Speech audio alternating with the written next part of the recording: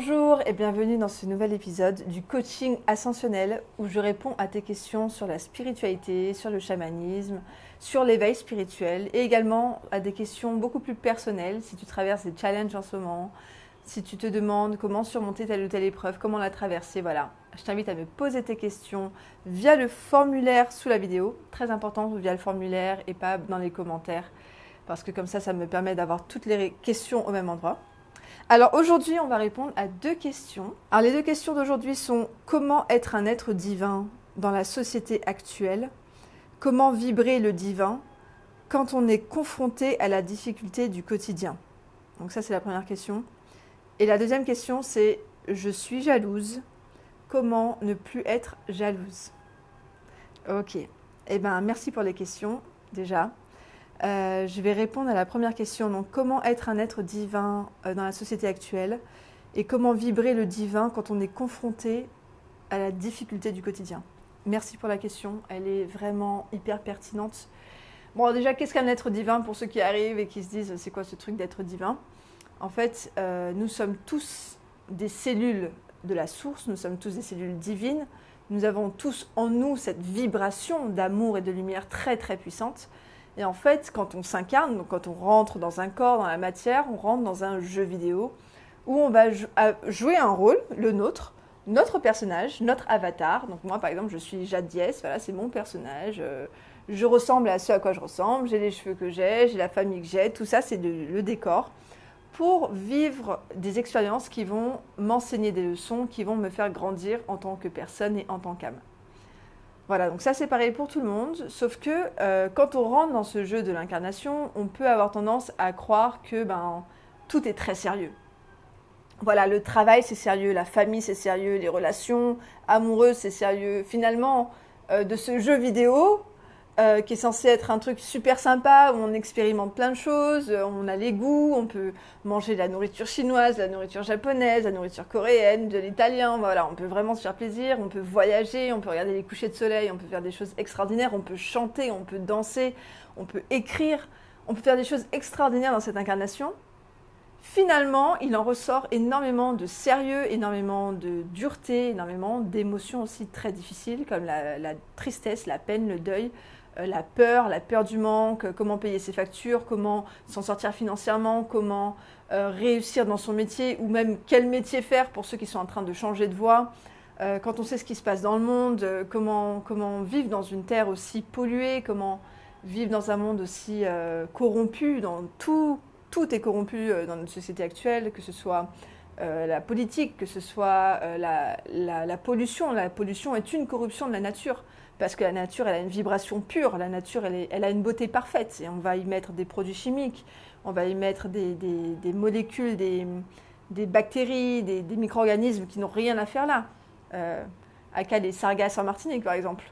Donc, énormément de pollution, de corruption, de souffrance, de douleur. Hein. Rapidement, on va parler par exemple des femmes en Afghanistan, des femmes en Iran, et puis même dans notre société. Bon, le but, c'est pas de parler de tout ça. Donc, énormément de souffrance. Comment être un être divin? Et c'est-à-dire vraiment se rappeler qu'on est le divin dans ce contexte, dans ce contexte terrestre, sociétal, actuel. Alors, déjà, prendre conscience que, se rappeler que c'est un jeu vidéo et que la seule chose qui est vraiment vraie dans tout ça, c'est notre essence divine. Ensuite, notre corps, notre identité, notre avatar, tout ça, c'est du décor. La seule chose qui compte vraiment, c'est notre cœur, notre âme. Comment est-ce qu'on vibre? Comment est-ce qu'on est avec les autres? Comment est-ce qu'on dit bonjour? Est-ce qu'on dit bonjour à quelqu'un avec un sourire? Ou est-ce qu'on ne dit pas bonjour parce qu'on est toujours contrarié? Est-ce qu'on regarde les gens avec jugement? Ou est-ce qu'au contraire, on essaye de mettre de la douceur dans notre regard? Est-ce qu'on s'analyse? Est-ce qu'on s'écoute parler quand on parle aux autres? Est-ce qu'on regarde quel degré de bienveillance on a mis dans nos mots? Ou est-ce qu'on se laisse être avec notre aigreur et voilà, les gens ramassent ce qu'on veut bien leur donner? Donc en fait, revenir déjà à l'instant présent et à la conscience de l'instant présent. Ce qui compte, en fait, la seule chose qui existe, c'est l'instant présent. Le passé n'existe plus, le futur n'existe pas encore. La seule chose qui existe, c'est le présent. Donc vraiment, au lieu de penser à toutes les difficultés que la Terre traverse en ce moment, que l'humanité traverse en ce moment à l'échelle collective, et que l'on traverse personnellement, que ce soit dans notre couple, dans notre travail, etc., dans notre famille ou même au niveau de notre santé, revenir à l'instant présent. Revenir, évidemment, quand c'est la santé, c'est encore plus délicat. Bon, si un jour j'ai une question là-dessus, j'y répondrai. Mais bon, si on peut essayer de revenir à l'instant présent et s'observer. S'observer comment je suis avec moi-même. Est-ce que je prends soin de moi? Est-ce que je choisis un état vibratoire élevé? Ou est-ce que je laisse la tristesse, la colère ou la rancœur m'écraser? Est-ce que je laisse mes circonstances extérieures déterminer mon état intérieur? C'est-à-dire que si mes circonstances extérieures ne sont pas fameuses, rupture ou bien j'aime pas mon travail, ben moi-même je vais être aigrie. Ou est-ce qu'au contraire, je comprends que voilà, bon, peut-être qu'à l'extérieur de moi, il y a des choses qui ne me conviennent pas, mais ce n'est pas pour autant que je dois moi-même vibrer ces choses-là.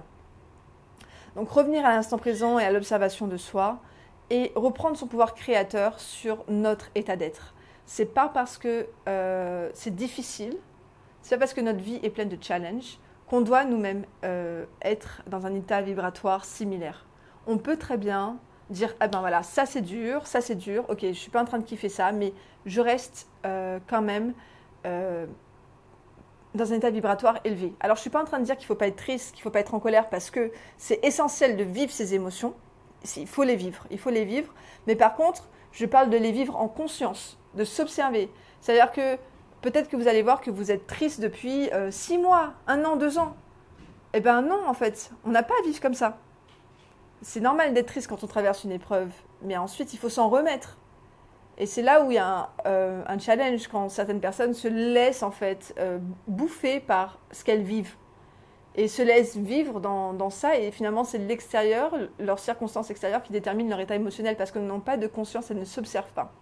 Et peut-être même qu'elles ne savent pas qu'elles peuvent choisir de vivre différemment déjà à l'intérieur d'elles-mêmes. Avant même de dire qu'elles vont gagner plus d'argent ou avoir un couple plus heureux, que déjà à l'intérieur d'elles-mêmes, peut-être qu'elles ne savent pas qu'elles ont le choix de se sentir bien et de choisir que, ok, même si mon partenaire m'a dit un truc qui n'est pas sympa, ok, même si j'aime pas mon travail ou il s'est passé un truc pas top au travail, ben je vais quand même rester positive. Je ne vais pas laisser les circonstances extérieures ruiner mon moral.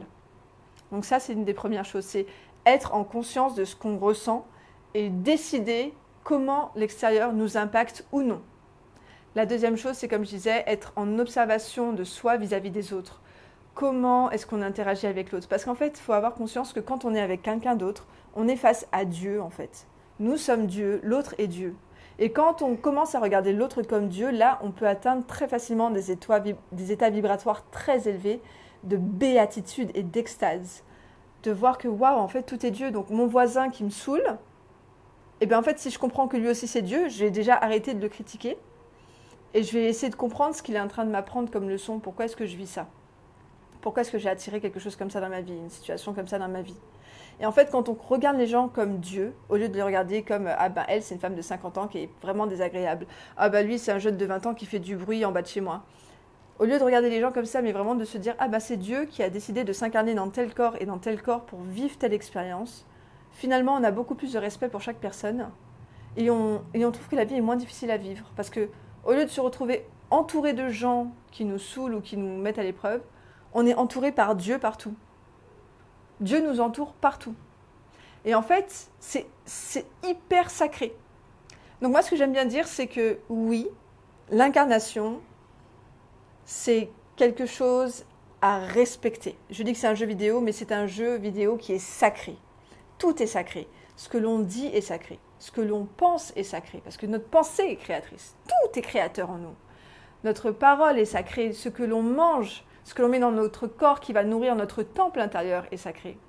Nos relations humaines sont sacrées. Le travail que l'on choisit, le contrat qu'on signe quand on s'engage à travailler est sacré. Si on s'est engagé à travailler 35 heures, on doit les 35 heures. C'est sacré, on a pris un engagement. Quand on s'engage auprès de quelqu'un, c'est sacré. Par contre, sacré ne veut pas dire sérieux. Et c'est là où il y a une confusion dans notre société actuelle, c'est qu'on croit qu'on doit tout prendre les choses sérieusement pour montrer qu'on est quelqu'un de fiable et de sérieux. Alors qu'en fait, quand on regarde les êtres de l'univers, comme les anges par exemple, plus on monte en fréquence, moins il y a du sérieux. Ils ne sont pas sérieux, solennels, rigides. Ils sont légers. ils sont joyeux, ils ont de l'humour. Alors pour ceux qui ont l'habitude de parler avec leur guide spirituel, vous avez remarqué que quand on parle avec nos guides spirituels, et les guides spirituels, c'est pas les ancêtres, c'est pas les guides intermédiaires, moi je parle vraiment des guides de notre âme, les guides de notre moi supérieur. Vraiment c'est les guides spirituels en dehors de l'incarnation, c'est vraiment très très haut en fréquence, c'est dans le cœur de la source. Ces guides-là, quand ils nous parlent, c'est de l'humour, ils nous font des blagues, ils sont extrêmement intelligents. C'est beaucoup de douceur, c'est beaucoup de légèreté. Moi, par exemple, ça m'arrive de poser des questions sérieuses. Ouais, comment je vais faire ça? Et comment je peux faire ça et tout? Et la réponse que je reçois, elle est tellement intelligente, drôle et pleine d'humour. En fait, en général, quand ils répondent à mes questions, ils me font prendre conscience... Enfin, ils me répondent par une autre question qui me fait prendre conscience de ma situation et qui me fait rire. Et en fait, ils ont tous beaucoup d'humour. C'est léger. En fait, plus on monte en fréquence, plus c'est léger, plus c'est vibrant, plus c'est joyeux. Donc nous, on n'a pas à vivre une vie sérieuse et difficile. Par contre, c'est sacré. Et c'est ça qu'il faut comprendre, c'est que tout est sacré, chaque rencontre est sacrée, chaque personne à qui on parle est sacrée, tout est sacré. Mais pas besoin d'y mettre du sérieux, du sombre, du lourd, de la densité. C'est sacré, mais c'est joyeux. C'est sacré et on s'amuse. C'est sacré et on expérimente. Eh ben, qu'est-ce que tu as envie de manger aujourd'hui? Ben, j'aimerais bien manger une pizza, un burger. Moi, je dis ça à chaque fois parce que j'adore manger et qu'au paradis, je dis ça à tous mes clients, au paradis, il n'y a pas de burger. Au paradis, il n'y a pas de pizza. Au paradis, il n'y a pas de coucher de soleil. Au paradis, c'est différent. Mais si on veut kiffer la terre, si on veut voir tel paysage, si on veut voir le désert, si on veut voir la Caraïbe, si on veut voir les forêts, ben, c'est sur terre en fait. Si on veut manger chinois, si on veut manger italien, eh ben c'est sur terre. Donc c'est le moment de kiffer, c'est le moment de vivre, c'est le moment de se faire plaisir. Si on veut chanter, il faut un corps pour chanter comme on chante sur terre, jouer de la musique, jouer du tambour, danser, sentir notre corps vibrer, c'est sur terre. Alors vivons, vibrons, soyons vivants. Mais pas besoin d'y mettre du sérieux, mettons du sacré dans notre vie. Alors, est-ce que j'ai répondu à la question comment traverser, comment être un être divin dans la société actuelle? Comment vibrer le divin quand on est confronté à la difficulté du quotidien? Quand tu es confronté à la difficulté du quotidien, c'est normal d'être empathique et c'est normal si c'est par rapport à d'autres personnes et c'est normal aussi d'être affecté. Par contre, tu n'es pas obligé de laisser ce poids peser. Tu peux tout simplement dire ok, il y a ça, mais je reste dans mon alignement divin, je reste connecté à mon moi supérieur, je reste connecté à mes guides, à mon âme, et je vibre la lumière. Ok, il se passe ça, ben, je vais régler la situation, mais c'est pas parce que je dois régler une situation que je dois me mettre une épée Damoclès au-dessus de la tête ou un poids sur les épaules. Ok, je vais le régler. Je suis quelqu'un de fiable. Je suis quelqu'un qui tient ses promesses, qui tient ses engagements, parce que c'est sacré. J'ai pas besoin d'y mettre de la lourdeur et du sérieux. Donc pour traverser cette époque et rester vibrer le divin dans les circonstances quotidiennes, c'est tout simplement être dans l'instant présent, s'observer, prendre conscience quand on porte une tristesse ou une colère ou une lourdeur qu'on n'a pas besoin de porter et tout simplement s'en débarrasser. Parfois, ça peut être nécessaire de faire un travail de thérapie, donc ça, j'en parle énormément. Tu peux me suivre sur Instagram. Si tu ne me suis pas sur Instagram, je te donne énormément de tips. Tu peux aller voir mes vidéos sur l'iboga. Je vais te mettre ça sous la vidéo. Voilà, la thérapie, bien sûr, mais pas n'importe quelle thérapie, pas passer 1000 ans en thérapie non plus. Parce qu'on peut faire ça aussi, on peut faire 10 ans de psychothérapie et toujours rien guérir. Donc moi, je te parle par exemple de l'iboga, qui est la méthode de thérapie la plus efficace au monde. Il y a d'autres thérapies aussi très efficaces, très bien. Il y a le breathwork aussi, qui est très très bien.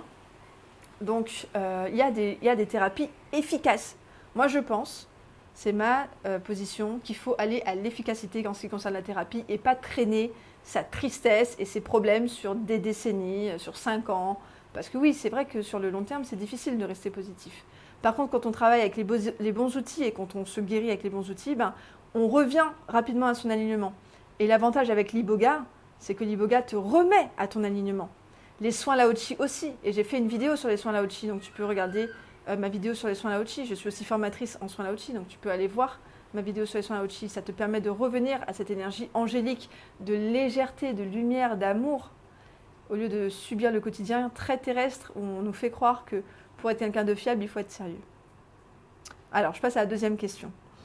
Je suis jalouse Comment ne plus être jalouse? Ok. Alors moi, je dis toujours que la jalousie, j'adore la jalousie. La jalousie, c'est un super sentiment. Merci, mon Dieu, d'avoir créé la jalousie. Pourquoi? Parce qu'en fait, la jalousie, c'est le sentiment qui va venir te piquer là où ça fait mal, quand tu as quelque chose à changer, que ce soit que tu doives te changer toi ou que tu doives changer tes circonstances extérieures. Je m'explique. Tu vois ta collègue qui lance son business à côté du travail et qui finalement, elle est hyper successful, elle a énormément de retours positifs de la part de ses clients, ça paye bien pour elle et finalement elle commence à vraiment s'épanouir dans ce qu'elle fait. Et tu ressens un petit agacement à voir ta collègue, tu ressens un petit agacement, ça te saoule, finalement elle vient de mieux en mieux habillée parce que elle a plus de moyens financiers, elle s'habille mieux, elle s'apprête plus, elle est de plus en plus rayonnante parce que finalement dans son métier, dans son nouveau métier qui cartonne, elle gagne en confiance. Finalement, elle ne va pas rester ta collègue longtemps parce qu'elle va faire son autre métier à plein temps. Mais tu ressens cet agacement, cette envie. En fait, après, des fois, il faut savoir reconnaître. La jalousie est souvent dissimulée par le fait qu'on n'aime pas la personne, que la personne nous agace. Et en fait, on ne se rend pas compte que c'est tout simplement que cette personne nous provoque en nous un sentiment d'infériorité, un sentiment qu'on n'est pas à la hauteur, qu'on ne fait pas ce qu'on devrait faire pour nous. Et en fait, souvent, c'est de la jalousie qui est cachée derrière la colère ou le fait qu'on n'aime pas la personne. On est tout simplement jaloux parce que cette personne, elle fait quelque chose qu'on devrait faire. Et en fait, pourquoi j'adore la jalousie? Là, je t'ai pris un exemple dans le côté pro. Je vais te prendre un exemple côté amoureux dans quelques instants. Mais dans le côté pro, pourquoi j'adore la jalousie? Parce que la jalousie, elle te montre en fait quand tu fais pas ce que tu devrais faire pour toi-même. Parce que si tu es à ta place, au bon endroit, au bon moment, et que tu fais ce que tu dois faire, t'es pas jaloux. Tu es heureux pour la personne qui réussit. Tu dis, ah c'est super, moi aussi je réussis, moi aussi je suis contente, moi aussi je fais ce qu'il faut pour moi. Donc moi je suis contente pour toi. Quand on fait ce qu'il faut pour nous-mêmes, on n'est pas jaloux. On est heureux pour la personne. Parce qu'on est soi-même comblé. La jalousie, elle vient quand il y a une part de nous qui n'est pas comblée. Une part de nous qui est malheureuse et qu'on n'entend pas. Et l'autre, en réussissant ou en ayant quelque chose que nous on veut, nous montre que, on se ment à nous-mêmes en croyant que finalement notre situation actuelle nous convient. Mais l'autre vient nous montrer que non, en fait, on n'est pas satisfait au fond de nous. Donc la jalousie, c'est un super sentiment. La jalousie vient nous montrer qu'il y a quelque chose qu'on devrait faire pour nous-mêmes qu'on n'a pas fait. Dans le côté pro, ça peut être qu'il faut qu'on se forme pour enfin faire ce qu'on aime faire. Il faut qu'on se lance enfin, qu'on ose faire ce qu'on aime, qu'on ose se montrer, qu'on ose lancer son cabinet, qu'on ose monter sa boîte. Si quand tu vois des gens qui réussissent, ça te fait mal au cœur, ça veut dire que toi-même, tu n'es pas en train de réussir pour toi-même et qu'il faut que tu ailles chercher ta réussite. Et là, pareil, moi, je t'accompagne à fond pour la réussite. Moi, je suis orientée réussite. Moi, mon objectif, c'est que mes clients réussissent. Donc, si jamais ça t'intéresse, je t'invite à aller voir ma vidéo sur l'iboga, je t'invite à aller voir mon site internet, je t'invite à me contacter. Moi, je suis là pour que mes clients réussissent leurs objectifs et j'enlève avec eux tous les blocages qui les empêchent de réussir. Donc, si par exemple, tu es jaloux, tu vois quelqu'un qui réussit et toi, tu ne sais pas pourquoi tu t'es pas lancé, tu ne sais pas pourquoi tu en es encore là financièrement, etc., eh bien, va voir ce que je fais comme contenu et tu vas voir l'iboga, tout ça. C'est vraiment là pour la réussite. Maintenant, en amour. Pourquoi j'adore la réussite Oui, j'adore la réussite. Pourquoi j'adore la jalousie aussi en amour? Parce que, par exemple, si tu vois que ton partenaire ou ta partenaire, quand elle est avec d'autres ou parle à d'autres personnes, tu te sens jalouse ou jaloux, c'est pareil pour les hommes. En fait, ça peut montrer deux choses différentes. La première, c'est tout simplement si tu as un partenaire qui est fiable et un partenaire qui te respecte et un partenaire qui est fidèle, qui vraiment ne va pas aller voir à droite à gauche. Si tu sais que ton partenaire est fiable au fond de toi et que tu es quand même jaloux ou jalouse, c'est que au fond de toi, tu as une grande insécurité intérieure. Et ta jalousie, elle vient te montrer ça.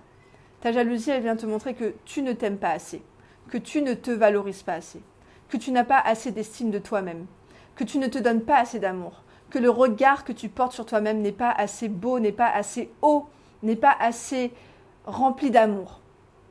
Donc en fait la jalousie, quand tu vois ton partenaire fiable qui est avec d'autres personnes, qui parle avec d'autres personnes et que tu te sens mal, c'est que tu doutes de toi. Et là, c'est pareil. Il faut aller guérir l'amour de soi, il faut aller guérir l'estime de soi, il faut aller guérir la confiance en soi. Encore une fois, je te renvoie à mes vidéos sur l'iboga parce que c'est la technique la plus efficace au monde pour guérir la confiance en soi, l'amour de soi, l'estime de soi, les traumas d'enfance à l'origine de ça, ou même les traumas de ta vie d'adulte à l'origine de ça. Donc, je t'en renvoie à l'iboga parce que c'est tout simplement, et à ce que je fais, parce que c'est ma spécialité d'aller soigner tout ça. Donc, si en amour, tu ressens de la jalousie quand ton partenaire fiable est avec d'autres personnes, tu sais maintenant, il faut que tu ailles soigner l'estime de toi. Maintenant, si tu as des doutes sur ton partenaire, ça c'est encore autre chose. Si tu es jaloux ou jalouse parce que tu sais que ton partenaire a tendance à un peu partir à droite à gauche, que ton partenaire ou ta partenaire te ment facilement, que ce n'est pas quelqu'un qui assume ses erreurs ou ce qu'il a fait ou ce qu'elle a fait. Voilà, si tu sais que ton partenaire est comme ça ou que tu en as l'intuition, la jalousie, elle est aussi très bien. Parce que la jalousie, elle te montre que peut-être que ton partenaire, c'est pas le bon pour toi, ou peut-être que tu dois accepter ton partenaire tel qu'il est et arrêter de te voiler la face. Moi, je ne suis pas là sur les histoires de polyamour, tout ça, à dire ce qu'on doit faire ou ce qu'on ne doit pas faire, mais par contre, je suis pour dire arrêter de se voiler la face. Si ton intuition te dit que ton partenaire n'est pas fidèle, tu as deux choix. Soit tu le gardes, et dans ce cas-là, tu acceptes que ton partenaire n'est pas fidèle parce qu'on n'est pas là pour changer les gens, et tu apprends à vivre avec dans le sens où ça veut dire que tu es capable d'être dans une relation qui n'est pas exclusive. Soit tu n'es pas capable d'être dans une relation qui n'est pas exclusive, tu ne veux pas d'un partenaire qui va à droite à gauche, donc cette relation ne te convient pas, donc tu changes de relation. Tout simplement. En fait, moi, il ne faut pas changer les gens. Il ne faut pas chercher à changer les gens. Pourquoi ? Je disais en début de vidéo, tout le monde est le divin. Donc, ton ou ta partenaire infidèle est le divin aussi. Et cette personne-là a choisi de vivre sa vie comme ça. Donc, tu ne vas pas aller dire à la personne de changer sa façon d'être. C'est soit la personne telle qu'elle est te convient, soit elle ne te convient pas. Mais par contre, si tu commences à soit te voiler la face en te disant que non, la personne ne fait pas ça, non, ou que tu vas réussir à changer ton partenaire, tu n'es pas dans le respect de toi-même déjà, parce que tu te mets dans une situation qui te rend malheureux ou malheureuse, et tu n'es pas dans le respect de ta partenaire ou de ton partenaire, parce que tu ne les acceptes pas tels qu'ils sont. Et derrière, même si tu te voiles un peu la face en disant non mais je l'accepte comme il est, tu n'acceptes pas ton partenaire comme il est, ou ta partenaire.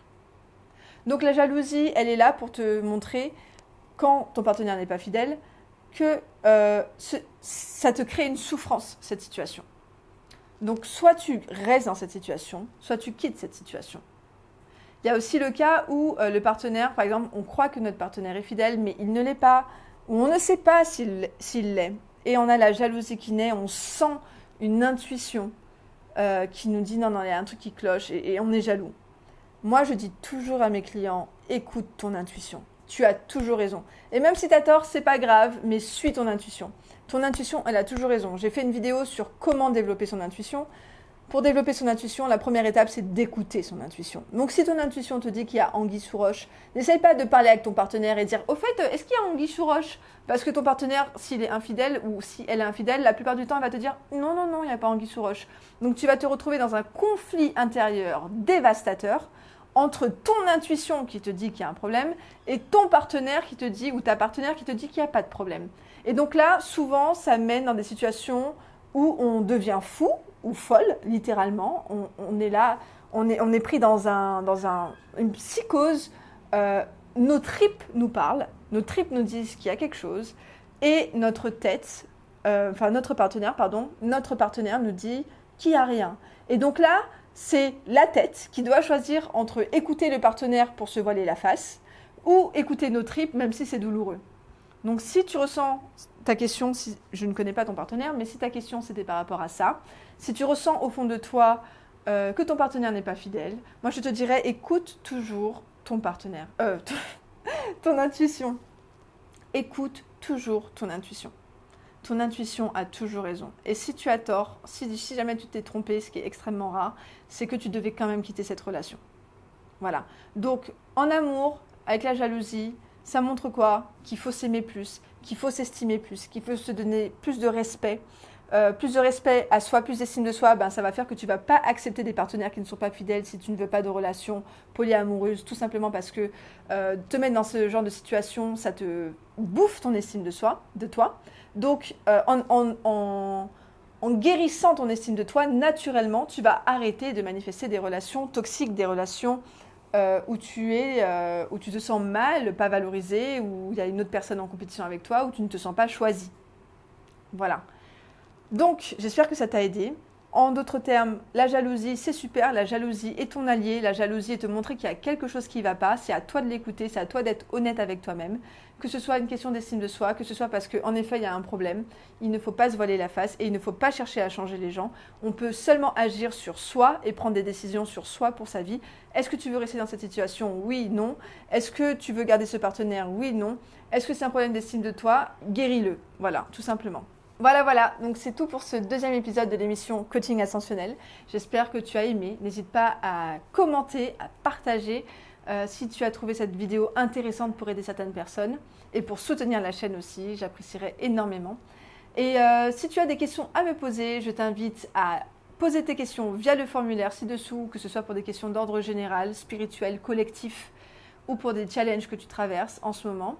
Et si tu as envie d'en savoir plus sur comment transformer ta vie, je t'invite à aller voir la vidéo sur l'iboga. Si tu veux en connaître plus sur les soins Lao-Chi, je t'invite à aller voir la vidéo sur les soins Lao-Chi et celle sur l'intuition. Voilà, je te remercie pour ta présence. Je te souhaite un magnifique week-end, une magnifique semaine. Ciao. ¿Qué mujer eres tú? Que guarda el sol en su vientre.